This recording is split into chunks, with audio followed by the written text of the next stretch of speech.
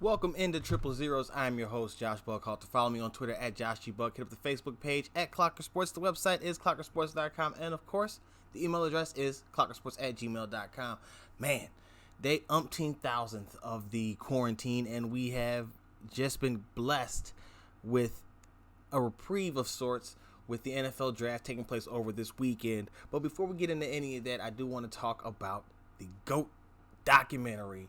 The GOAT sports documentary, at least, and in my opinion, the GOAT documentary of all time. But the Last Dance documentary, ESPN 30 for 30 series, is airing it early release because of everything that's going on with the shutdown. So we've been graced to have 4 episodes now, each of the past 2 weeks, and wow, we're gonna get right into that.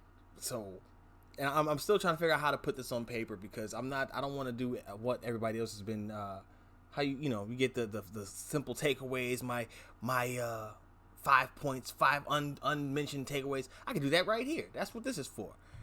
So the story that I write for Pippen ain't easy to be something different, but I definitely want to talk about some of the things that I did take away because you gotta bring it up. And I spoke about this on the radio on the AM 560. I said first thing I realized Scottie Pippen, love him as a player, love Chicago's own. Obviously he's from Arkansas. He's not from Chicago, but he's a Chicago Bull for forever.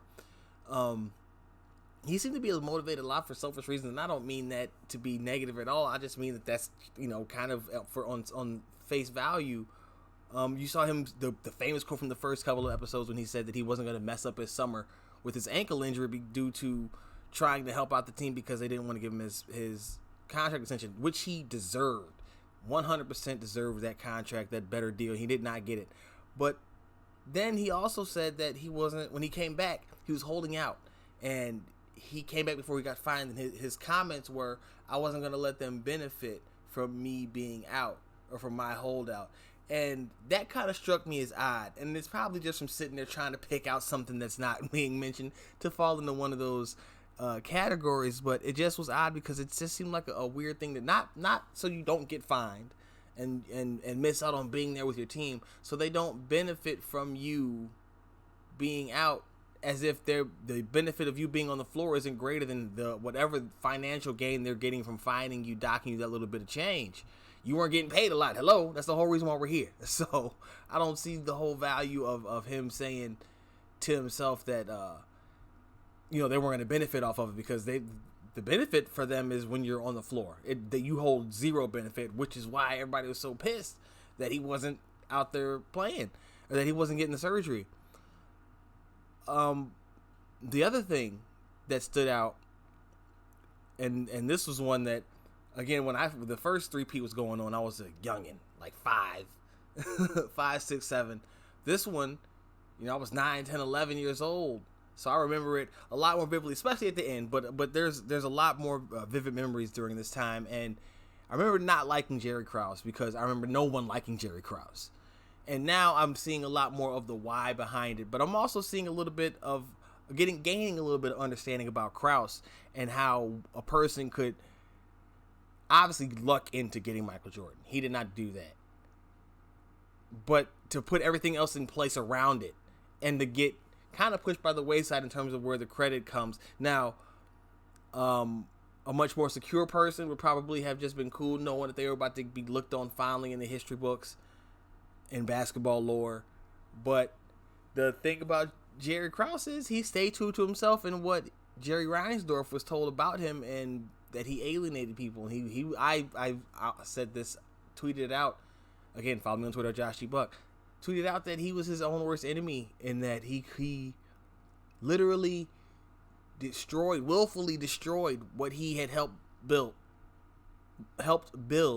And I couldn't tell if that was self-hatred or massive arrogance, and it's probably a little bit of both. But it's the wildest thing to kind of kind of see. But you had that moment on the most recent episode of them on the plane and him dancing behind Scottie Pippen, who we learned Scottie was constantly taking jabs at Jerry, especially when they were going through the whole contract dispute, outright cursing him out and things of that nature. But it's just odd because you understand it, right? I get where Krause could feel like, hey, I had a large part in putting this together, and then destroyed it because that's the part where you lose me. I get you feeling that way, but then to tear it apart to try to prove said point doesn't seem very wise because, again, a person with any kind of a secure person and really somebody with better foresight, which is odd considering the moves that he made, predicting that they'd be able to control him. Like Dennis Rodman talked about that on the radio, how they predicted that they would be able to get Rodman and control him. Krause did. That they would be able to handle him because of Michael and Scottie and Phil. And he was right. But to not be able to see how the announcing that they would be that was going to be Phil's last year, before the All-Star break. Why would that? Like, I just don't. He did it to himself. So it's hard to feel bad for him. I get it. But it's just impossible to feel bad when you watch somebody sabotage themselves like that. So that was a new one. And then most recently we got the insight into Dennis Rodman. And I think that might have been even the most fascinating part. And it's not because you learn, oh man, Dennis is, a really good guy. I don't think anybody ever thought Dennis Rodman was a bad person. You might have thought he was a little bit wild, right? You might have thought he was crazy, but you never thought he was a bad guy. But this gives you an insight into, really, I think there's been two Dennis Rodmans, right? You saw the one in Detroit where he was laid back, and you saw it. If they've gone through it, they went through it in the documentary, how he just kind of changed. He started dating Madonna and then wild out because she told him he had to be his own person. But you can't make somebody be somebody else. I think that's the guy that he kind of was the entire time. The tumultuous inside just became the outside, and he expressed himself outwardly. And you saw the change in the personality of his head coach was really fitting of what he needed at each time. In Detroit, he had Chuck Daly to be kind of stern and keep him in line, which he needed, I'm sure, as a young guy. But then he got older, more established, was wilding out in San Antonio. They didn't want him. Got him out to Chicago, and he was fine because of the structure they had, because he had Phil who would let him be. And I said this week one. I might throw a little bit of that in as a bonus. Not bonus. Whatever. That sounds so bad. Might throw that in some extra onto this episode. But I said that Phil's greatest feat was never. That's why he's the Zen master. It was never really the tactician part. That was great. The way that they ran the triangle was beautiful. But his biggest contribution in my eyes was always the fact that he was able to manage such different egos and get them to work so cohesively. We know what Michael Jordan was, and oddly, a lot of people watching this documentary have come away with the conclusion that, oh, Mike was selfish and he needed Phil and this, that, and the third. And why it's odd is because nobody's ever argued that. Nobody's ever argued that Michael did anything without Phil, honestly, or Scottie. And so when people say it, it's kind of just a weird moment, because it's like, yeah, I get that, and I agree.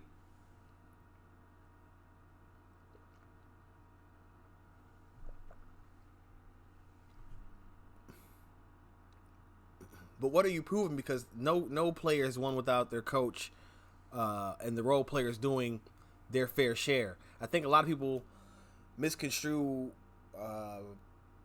people's preference for the GOAT in that discussion, or they misconstrue where people rank the performance of said player, of Michael Jordan, and say that means that they're diminishing anybody else, and it's never the contributions of somebody else. And I found that that's really ever the case. It's usually just that they're pointing out how spectacular his was.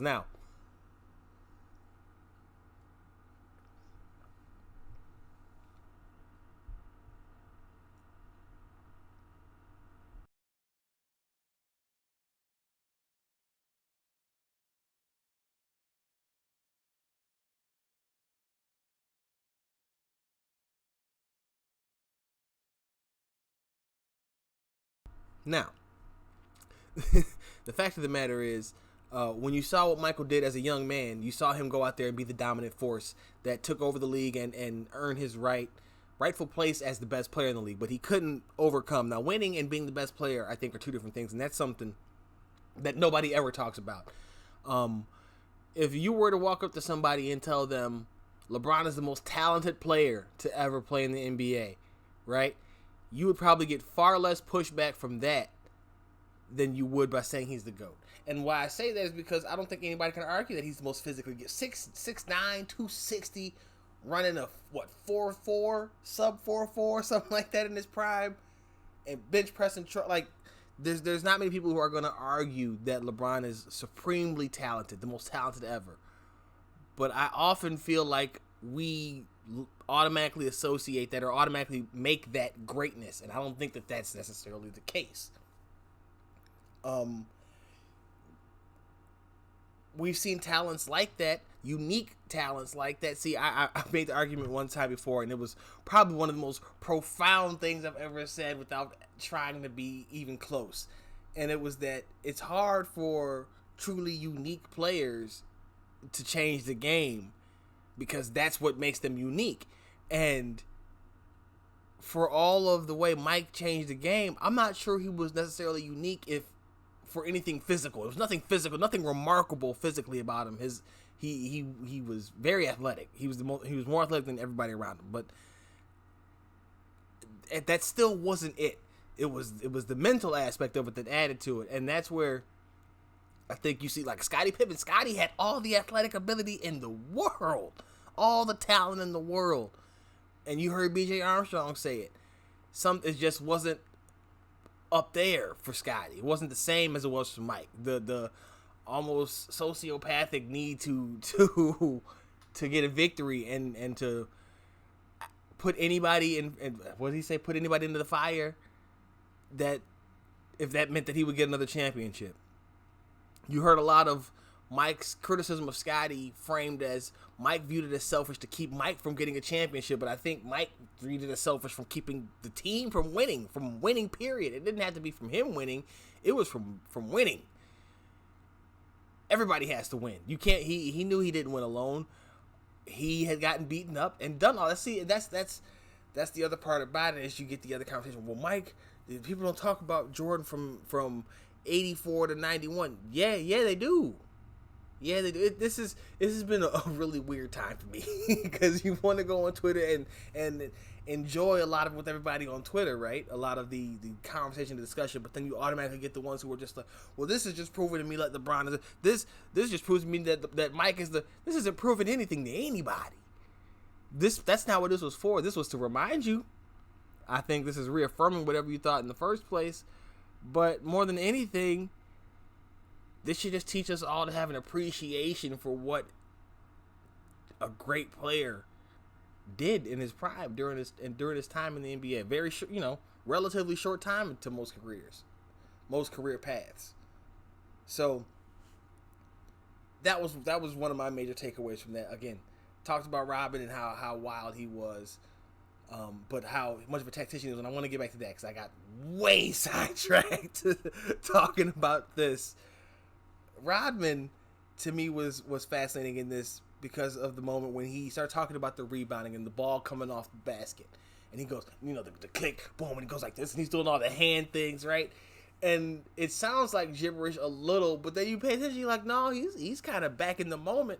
And you hear what he's saying, and he's talking about, but you got Michael, and Michael shoots a little, Michael shoots over here, and I got to stand here when he's shooting, but Malone shoots, and there's a little bit more rotation, I got to be over on this side. That's a basketball mind that I wasn't fully aware. Again, I was a child during the run, so I couldn't fully appreciate the tactical side of it anyway.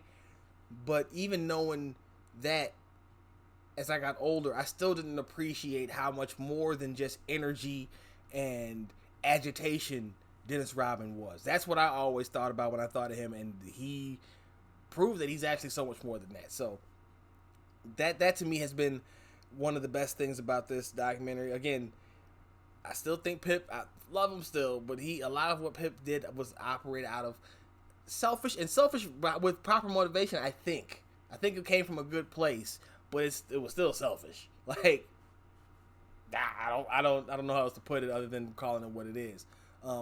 Mike, so far, Mike said before everything got kicked off, that he was worried about people looking at him in the negative light. I don't think so. Again, if this is not convincing anybody of anything one way or the other. You are reaffirming what you already felt. More than anything, you're reliving a part of your probably a childhood or a part of your upbringing that you were told about, and now you're getting to see it, kind of experience it firsthand. But you're not being convinced of anything. So anybody telling you that after watching this doc, I am now 100% certain, BS, man. That's bull. That's bull. See what I did there? There's no way you're changing your mind, or there's no way that this is anything different. It's locked. It's been locked in. This is just fun. Enjoy it. Just enjoy it. Period.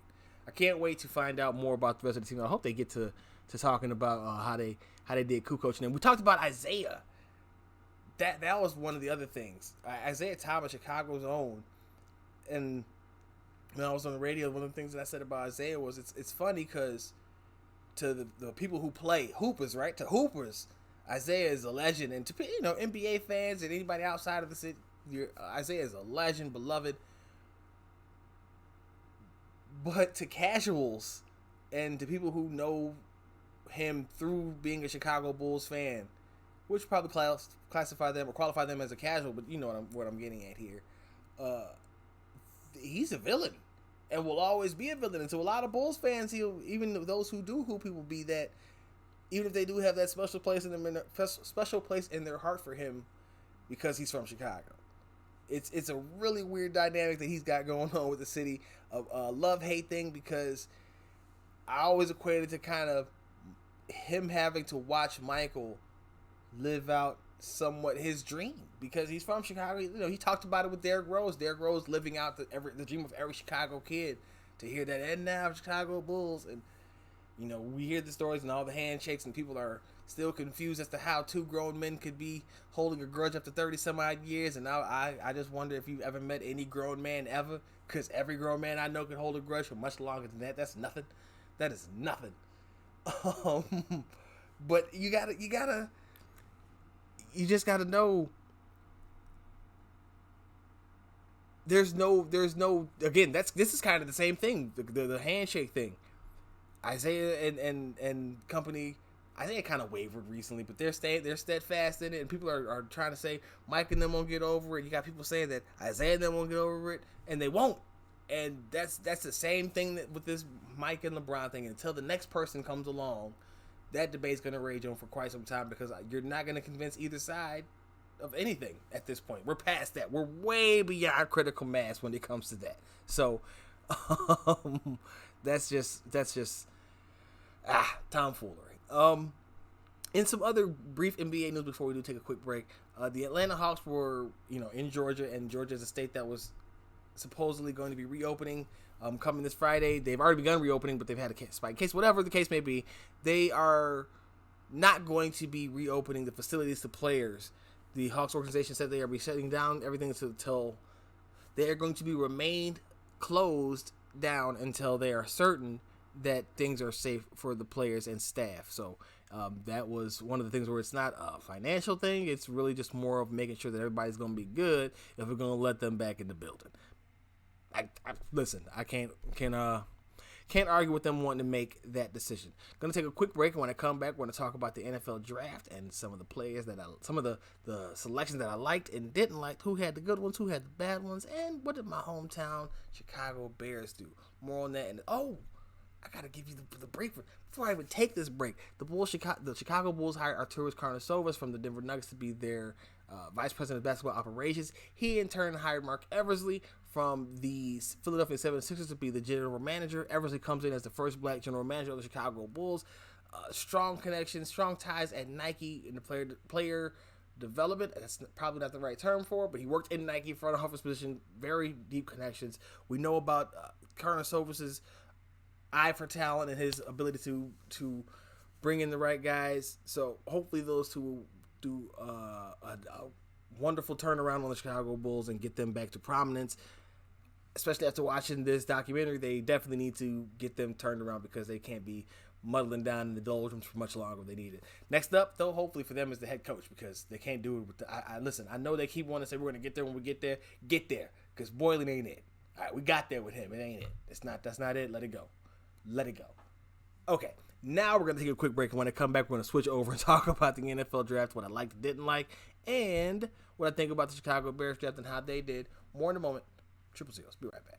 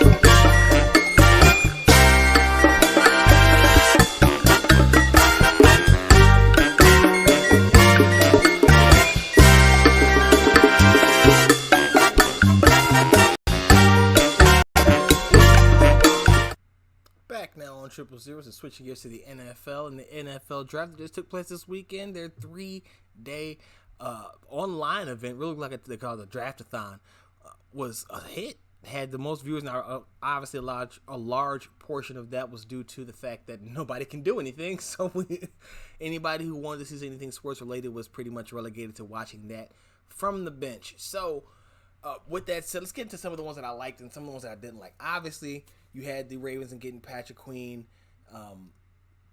That was a great pick for them. The next Railer that's all well and good. But my favorite one was the Dallas Cowboys getting CeeDee Lamb and Trevon Diggs in the second round. Well, first of all, CeeDee Lamb was in the first round, but Trevon Diggs in the second round.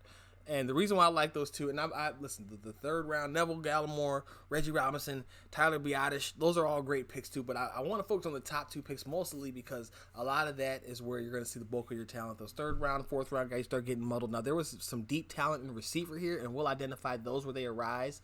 But by and large, the top two picks are where I'm going to focus when I go through these best and worst. And just because of what I think what these teams need and what they are gaining in these players. Now, that being said, Dallas went and got CeeDee Lamb, another receiver. Now, you might say that's a little bit of overkill, right? They have Amari Cooper. They have Michael Gallup. They bring in Lamb.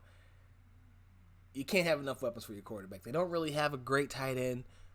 So, 3 receivers and then Zeke. You're going to spread them out. And you still got, again, like I said, you still got Gallup there. This is going to be a challenging receiving core for anybody to play against. I do not see Lamb playing in the slot, though, so that's going to be interesting to see who ends up manning that position.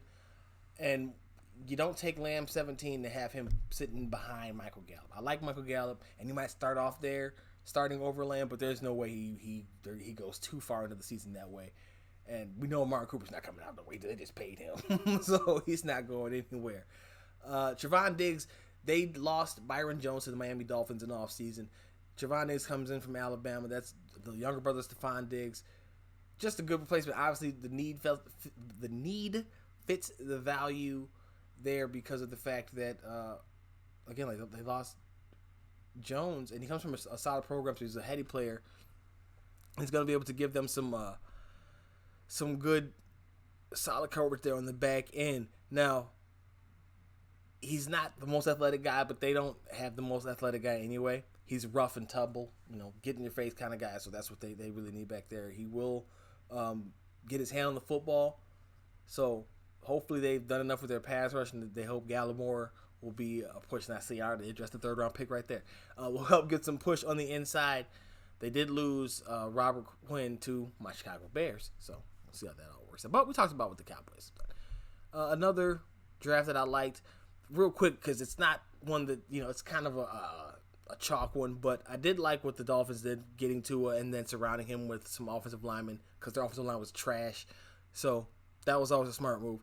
I just wanted to mention that because I think it's easy to say, but you should still point it out, especially when they got Tua and Austin Jackson. Now their third first round pick, Noah, and the corner from Auburn. I do not want to butcher the young man's name. That one seems a bit odd to me, considering again who my hometown Bears got in Jalen Johnson. It felt like a bit of a reach. We'll see how it plays out, obviously, but I just felt like they could have probably gotten somebody better at that position. Not that they didn't need that position, but they kind of didn't need it, though. They got Byron Jones and they got Xavier Howard. Now, Howard might be suspended due to some off-the-field issues, but I still feel like at that spot, if you're going to pick a corner, there's better corners available. There was just better talent on the board, and it just seemed they could have got a safety. They could have gotten one of the premier safeties at that spot. It's not too much further than where they ended up going. Yeah, it's about 12 picks. That's not the point. I like what they did with getting Tua and then surrounding him with some linemen because they definitely need to put some bodies around that man. And then another one, the Bill Belichick's obvious. That's typical. The Patriots with this is kind of in line with this with what they do all the time in the versatile players. What was odd though is they did go off the board immediately getting Kyle Duggar from Lenore Ryan. I wanted him to be a Bear. That wasn't gonna happen. I should have known. That was my first pick. My first pick for the Bears was safety and then tight end. They ended up going tight end. I'll address them in the moment. They went tight end and corner. Chicago fans don't know what they want, but that's neither here nor there right now. Patriots had their typical highly versatile picks, Josh Uche and in the second round, as well as Duggar. But the one that I really liked was the New York Jets and Mekhi Becton and Denzel Mims. Now, Becton is a massive, massive human being. We'll see because he's a dancing bear. But we'll see how well he can move on the NFL field. But if the nimbleness, which I'm pretty sure that's a word I just made up, but if it holds, the man's going to be a problem for edge rushers for years to come because there's just no getting. You're not going to overpower him. You have to hope you get under him, and even then, you have to hope that you are able to get him off his square because he's, again, got very light feet. And then Denzel Mims in round 2 out of Baylor. Big receiver, go up and get it. Back shoulder guy. Perfect for Sam Darnold because they just lost Robbie Anderson, their top receiver. Now, they're different kind of guys, but you still need that top threat type of person no matter who it is and what they do.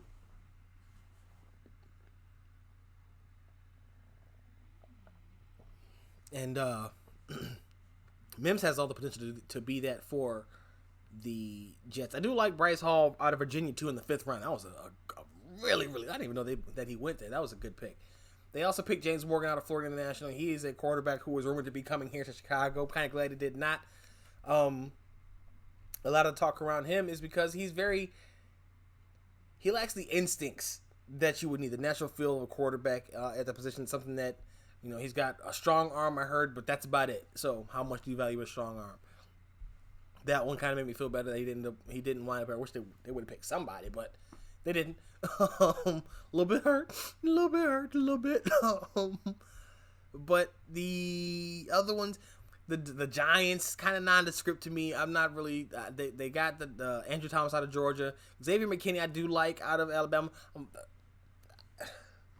It was just kind of nondescript. It wasn't great to me, but a lot of the experts liked it. The Eagles I didn't like. I did not like Jalen Reagor. I feel like they could have got a better receiver. They're gonna want a bigger guy. I do get them wanting to have some more speed with Carson Wentz out there, just somebody that can get deep. But I felt like they probably wanted to get some jump ball guys for him too. He seems to like throwing to the tight end. Maybe that's because he likes big bodied receivers. He liked Alshon Jeffrey. I know he had a really great year with Deshaun Jackson, but you just feel like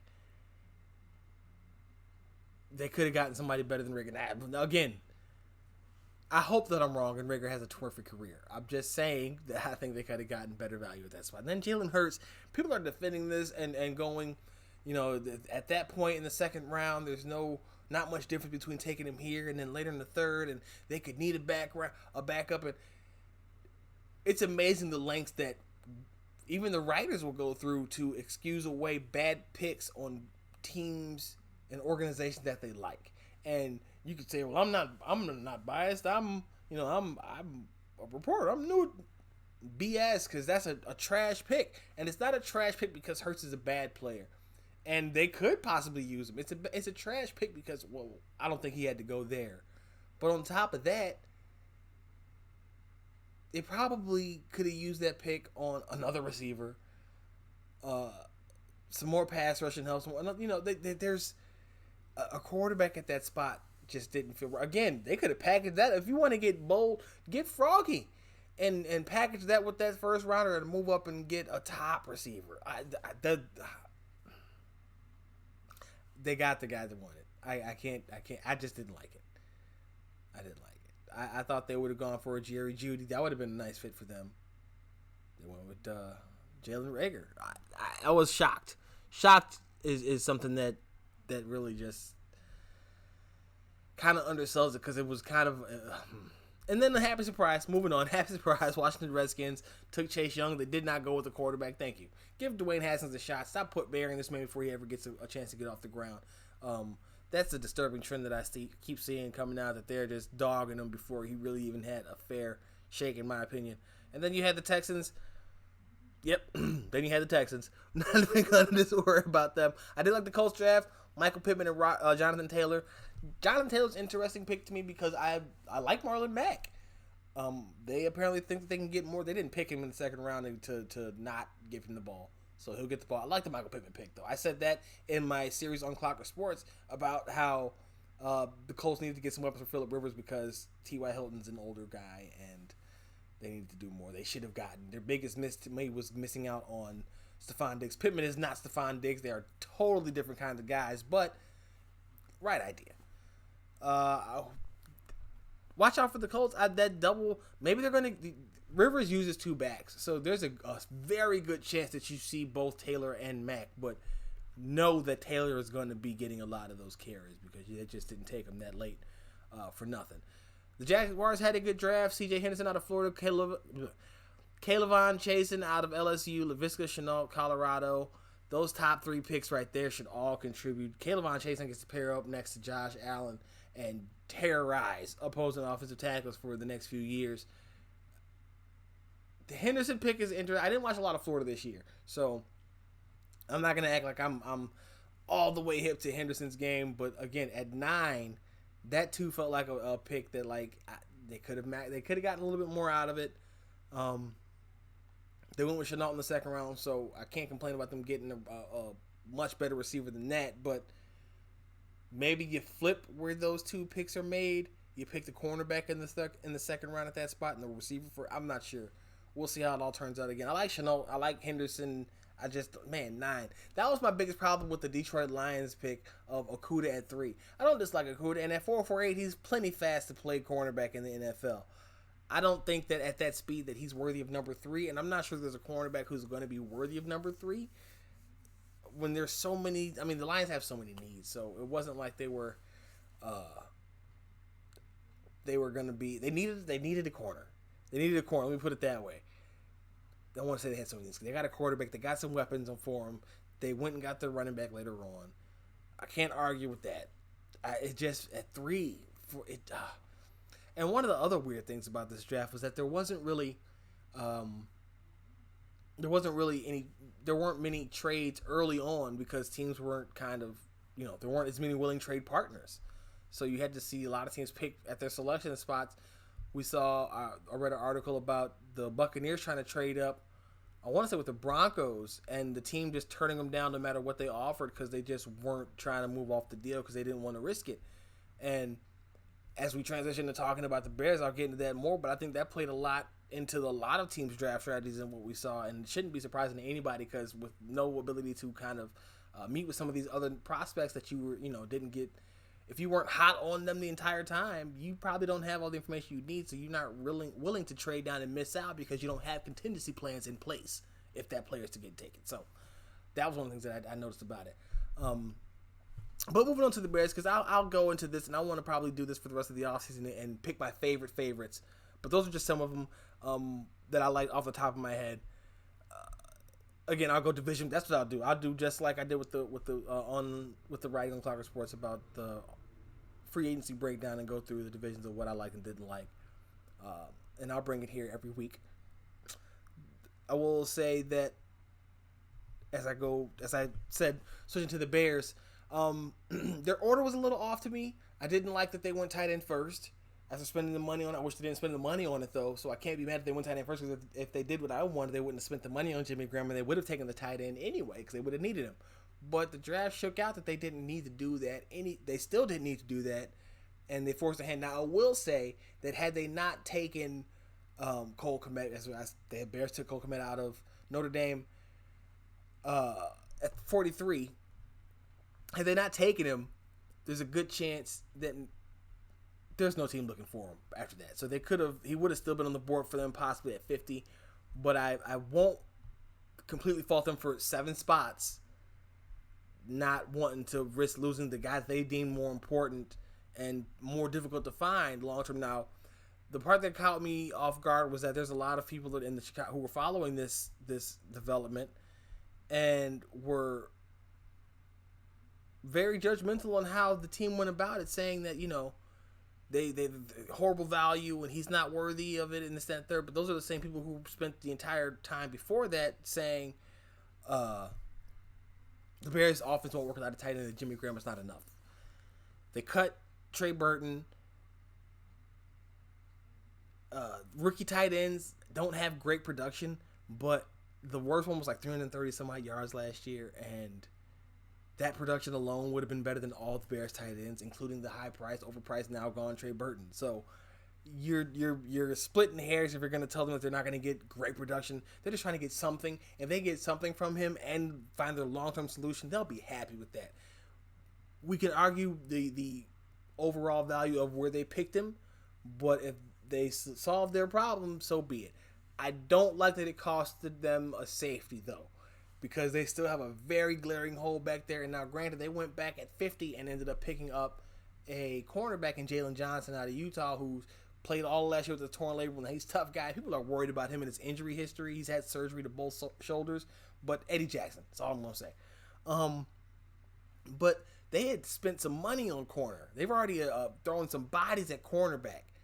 They haven't done as nearly as much with the safety position, and I felt like they ignored that to go with corner here, and I think they're going to end up regretting that decision, unless, of course, we got the second wave of free agents coming. Hopefully they end up going after Tony Jefferson, or maybe even to Eric Reed to pair up with Jackson. Now, that being said, coming out of it, I'm not upset with what they did.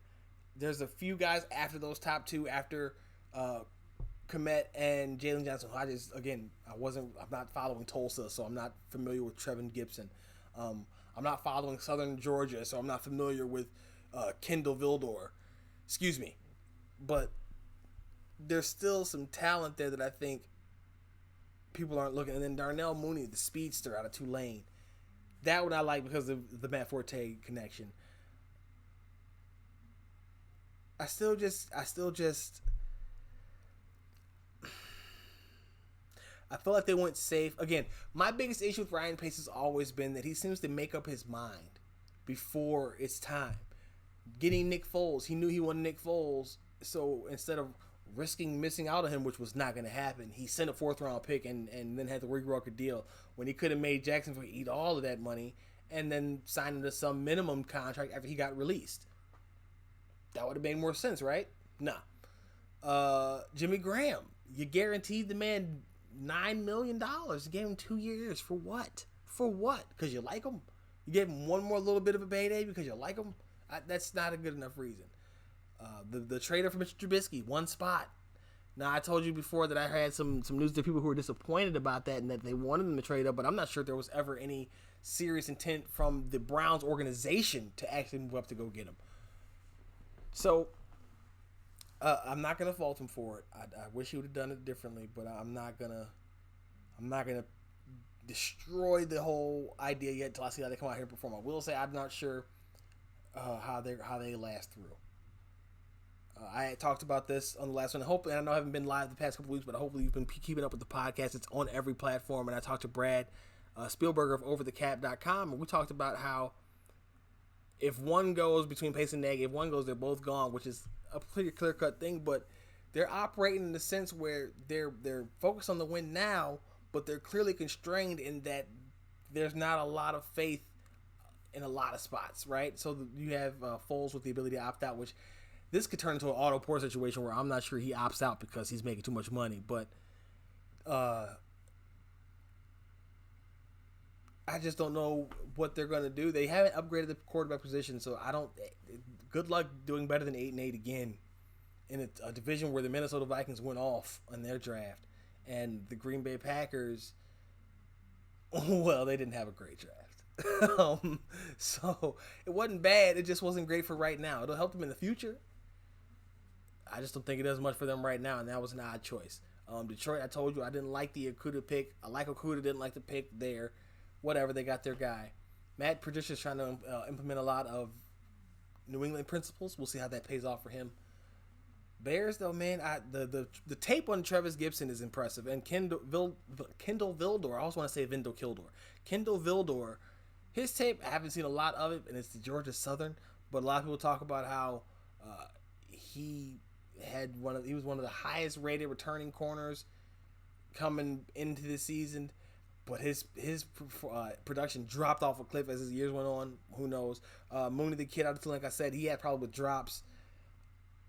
There's just some questions, and I keep harping on the issue. The other issue with Pace, the one that I don't talk about nearly enough, obviously, is that when you try to get these smaller school guys, these lesser known names, you are almost shooting yourself in the foot because you're trying to be the smartest guy in the room all the time.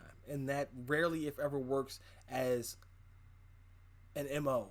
It can work as a haha, I gotcha. Obviously, you want to be like Bill Belichick where you think you're outsmarting everybody, but a lot of time what they're good at is being simple, keeping it simple. And that's why I'm not mad at the Pace board. It could have been better.